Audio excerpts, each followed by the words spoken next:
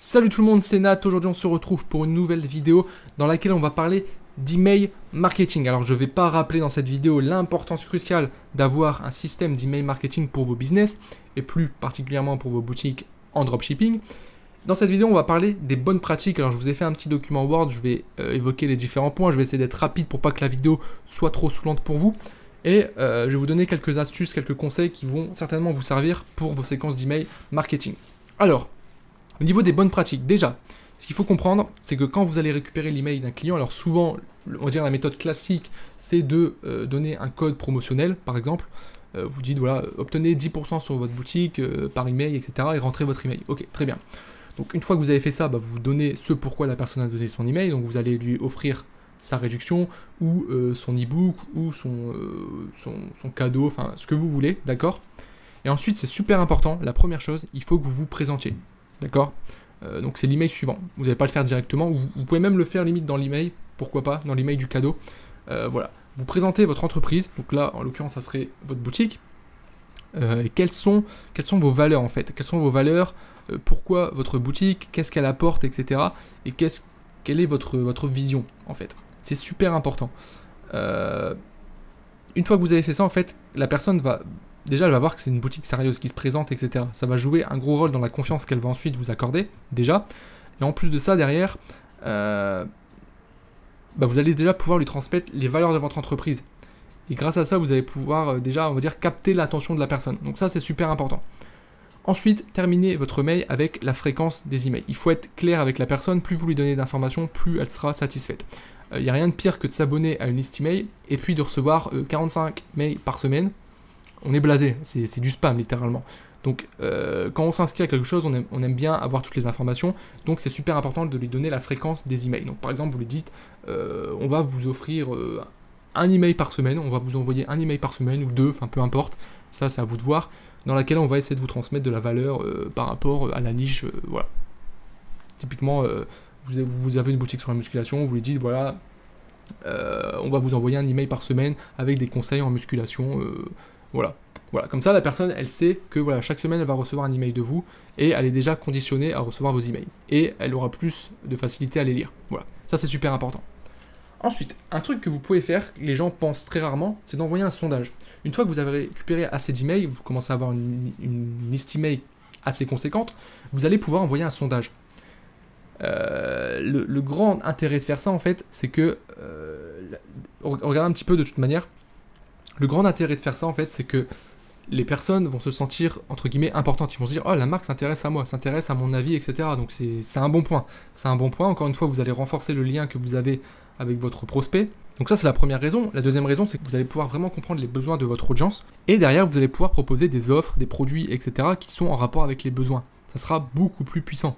C'est bête comme truc, mais c'est vraiment ultra important de mettre ça en place parce que ça va vraiment vous aider dans la conception de votre business. Donc ici, je vous ai mis quelques exemples. Vous pouvez leur demander quelle est la principale difficulté. Alors bien sûr, il faut l'adapter par rapport à la niche de votre boutique. Quelle est votre plus grosse frustration dans tel domaine ou votre plus gros problème, etc. Alors j'ai mis la phrase ici, le plus gros problème que vous rencontrez actuellement pour le bénéfice de ma solution. Le bénéfice de ma solution, en fait, c'est le bénéfice de ce que vous vendez, en fait, de votre produit, tout simplement. Je sais pas, vous vendez, par exemple, on va reprendre la barre de traction.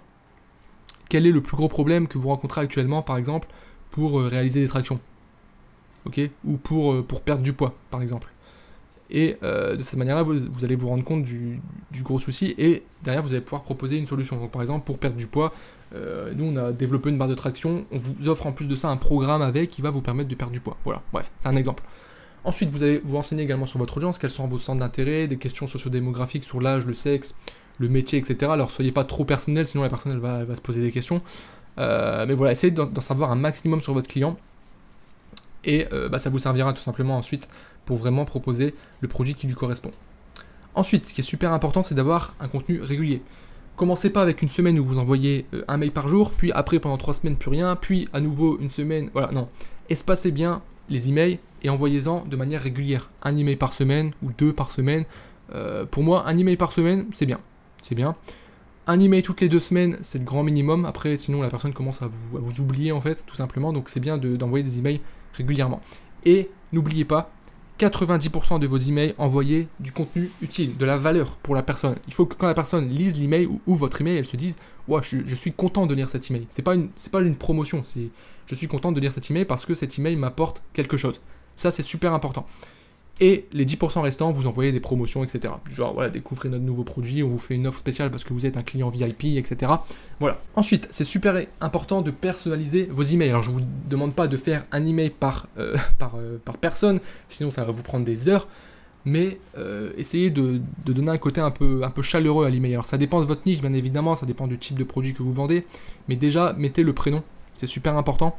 Vous avez, alors sur le système d'email, vous avez une variable que vous pouvez mettre en fait, et quand vous récoltez le prénom de la personne, ça va remplacer automatiquement la variable par son prénom.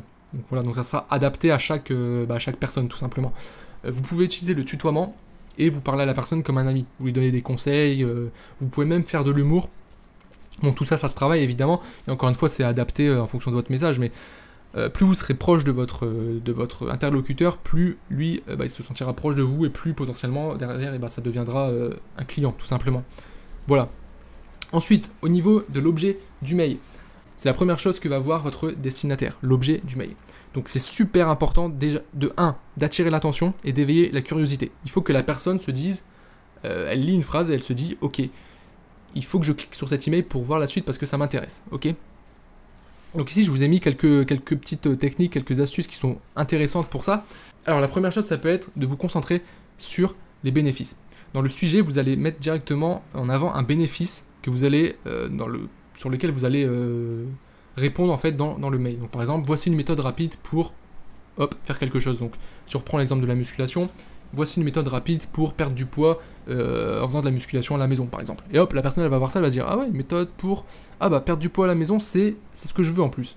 Et elle va, il y a l'effet de curiosité qui va jouer et elle va cliquer sur le mail. On peut également utiliser des chiffres. Les chiffres ça marche super bien. Donc par exemple ici je vous ai mis 5 façons d'augmenter vos revenus de 25% en 30 jours. Voilà, ça parle bien les chiffres, ça marche bien. Donc utilisez les chiffres. Ensuite on va pouvoir jouer sur la curiosité. 12 choses, ici vous mettez un chiffre aléatoire, hein, c'est des exemples, que vous ne savez pas sur, voilà. Et par exemple ici, si vous avez une boutique sur la musculation, 12 choses que vous ne savez pas sur la musculation. Ou 12 choses que vous ne savez pas sur la perte de poids en musculation. Et là, tout de suite, ça donne envie de cliquer. Vous voyez, même moi là, je vois un titre comme ça, alors que bon, la musculation, c'est pas forcément une de mes passions, même si j'aime bien, on va dire. J'aurais envie de cliquer dessus, tu vois, ça marche. Ensuite, personnaliser le sujet. Comme je l'ai dit ici, s'adresser au contact par leur prénom, c'est pareil, on va pouvoir mettre un prénom. Une technique qui marche bien, je vais vous l'écrire juste là, c'est de mettre ça en fait. De mettre et vous mettez le prénom, je sais pas, Julien, merci pour ton conseil. La phrase là, prenez-la pas en compte, mais en gros, vous mettez un et en fait, ça c'est quand quelqu'un vous a déjà envoyé un email que vous lui répondez en fait. Et ça, j'ai vu plusieurs marketeurs le faire et je reçois des emails avec ça, ça marche super bien. C'est bête comme truc, hein. Pourtant même moi je le sais, tu vois, quand je dis ça je me dis ah le bougre, sa technique elle marche super bien et je clique quand même sur l'email, tu vois, et je lis l'email. Donc voilà, ça c'est une technique que vous pouvez utiliser. Enfin, vous pouvez également lancer des défis. Les gens aiment bien les défis. Quand on les défie, ils ont envie de le relever. Pourquoi, j'en sais rien, ça doit être un facteur psychologique. Mais par exemple, voilà, là je vous ai mis un exemple, faites-vous ces erreurs avec votre blog.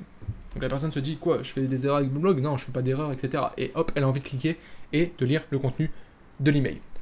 Voilà pour ça, alors je pourrais développer encore avec plein d'exemples, etc. Mais voilà, j'espère que je vous ai apporté suffisamment de valeur dans cette vidéo, j'espère que ça vous sera utile. N'hésitez pas si vous avez des questions par rapport à l'email marketing. Et puis voilà, j'espère que cette vidéo vous aura plu et je vous souhaite une bonne journée et à bientôt pour une prochaine vidéo. Ciao!